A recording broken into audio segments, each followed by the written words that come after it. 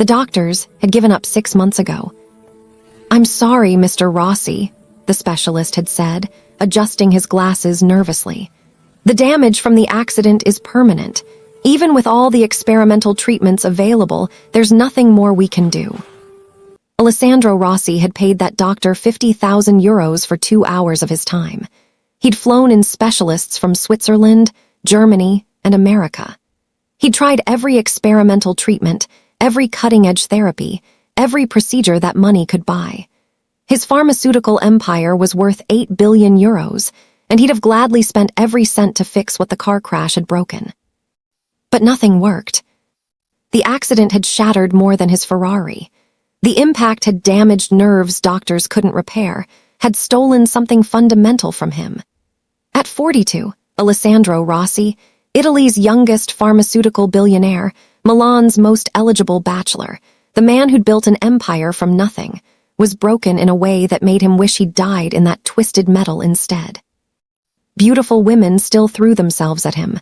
Models, actresses, socialites, every attempt ended in humiliation. The whispers followed him everywhere. "Such a shame," they'd say.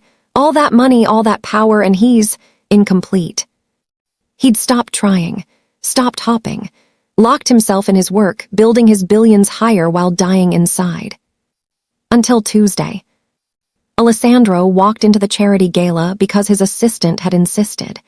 "You need to be seen, Mr. Rossi. The press is starting to notice your absence." The ballroom sparkled with Milan's elite.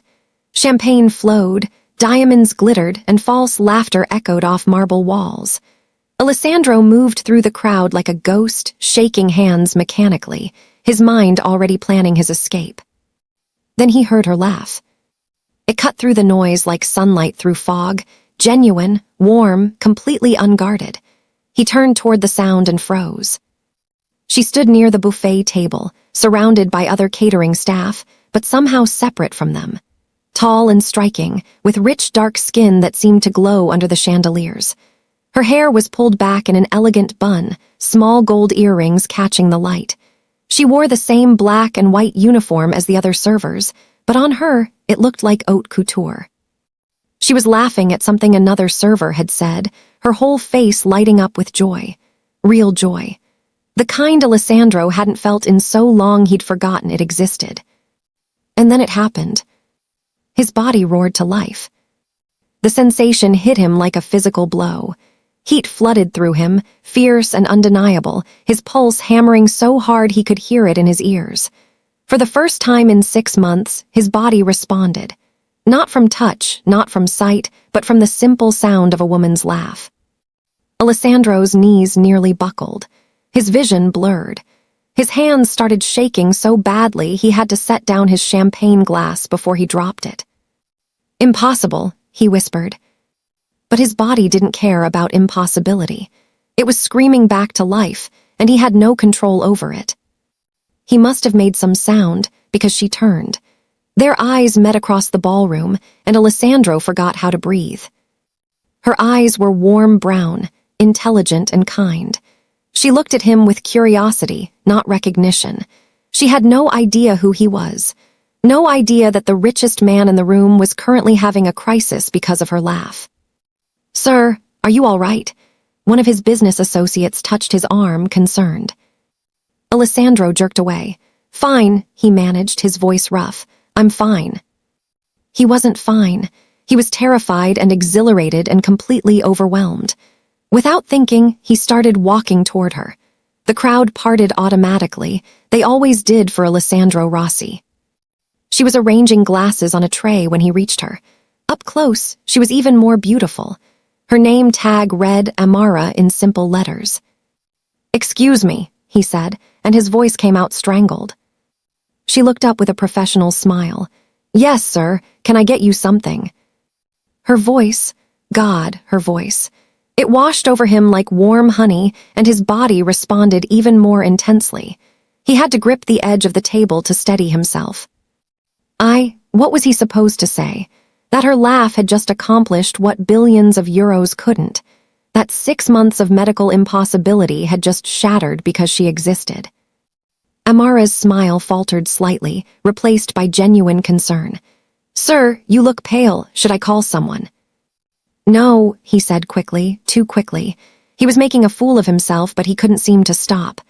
"I'm Alessandro Rossi." He waited for recognition to dawn, for her expression to change the way everyone's did when they learned who he was. Instead, she just nodded politely. "Nice to meet you, Mr. Rossi. I'm Amara. Is there something you need?" She didn't know. She had no idea she was talking to one of the richest men in Italy. She was just being kind, being herself. Alessandro felt something crack open in his chest. He stopped, realized how insane he was about to sound. Could I speak with you, privately?" Now wariness crept into her expression. "Sir, I'm working. If you need something, I can get my supervisor." "Please," the word came out desperate. "Just 5 minutes. I know how this sounds. I know I must seem insane, but please." Amara studied him for a long moment. Alessandro saw the calculation in her eyes. She was weighing whether he was dangerous, whether she should call security. Any rational person would walk away from a billionaire having a breakdown at a charity gala. But then something in her expression softened. Maybe she saw the desperation in his eyes. Maybe she heard the genuine plea in his voice. 5 minutes, she said finally. "There's a balcony through those doors." The night air was cool against Alessandro's overheated skin. The balcony overlooked Milan's glittering skyline, but he barely saw it. All his attention was fixed on the woman standing a careful distance away. "All right, Mr. Rossi," Amara said, arms crossed. "You have 5 minutes. What's this about?" Where did he even start? How did he explain something that defied medical science? "This is going to sound insane," he began. "You've already said that."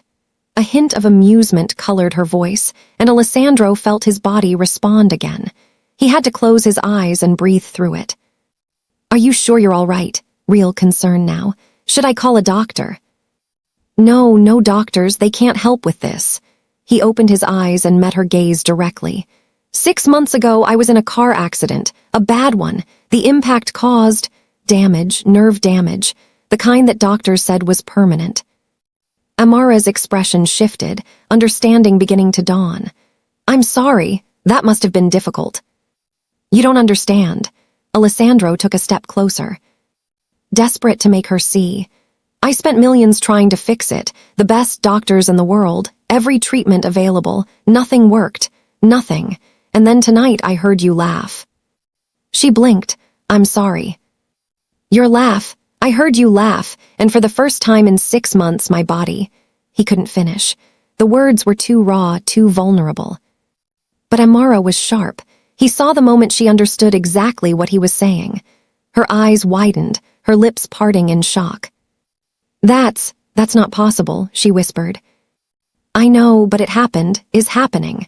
He gestured helplessly at himself. "Just from hearing your voice, just from being near you, I don't understand it. The doctors said it was impossible, but here we are." Amara stared at him like he'd grown a second head. "Mr. Rossi, I think you need to sit down. Maybe you've had too much champagne." "I haven't had any. I'm completely sober, and I know how this sounds. Believe me, I've been standing on that balcony trying to convince myself I'm hallucinating." He ran a hand through his hair, making it stand on end. "But I'm not. This is real. You're real.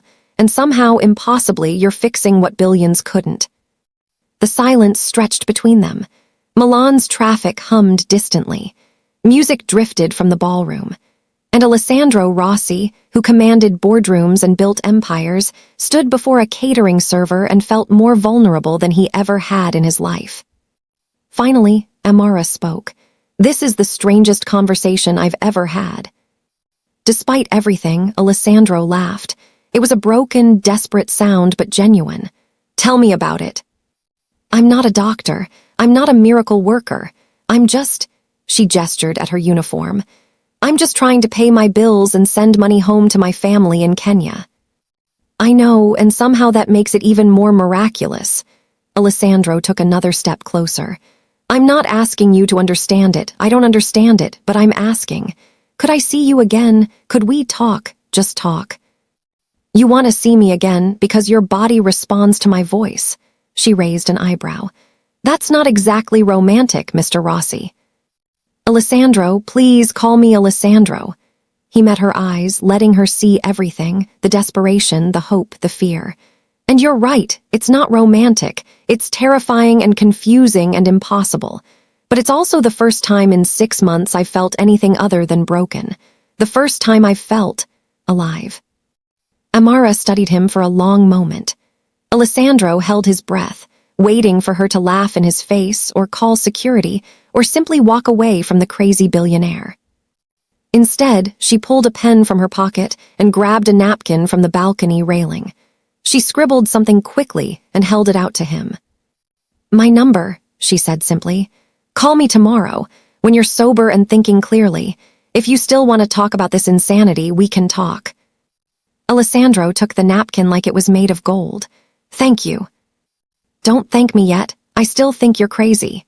But she was smiling slightly as she said it.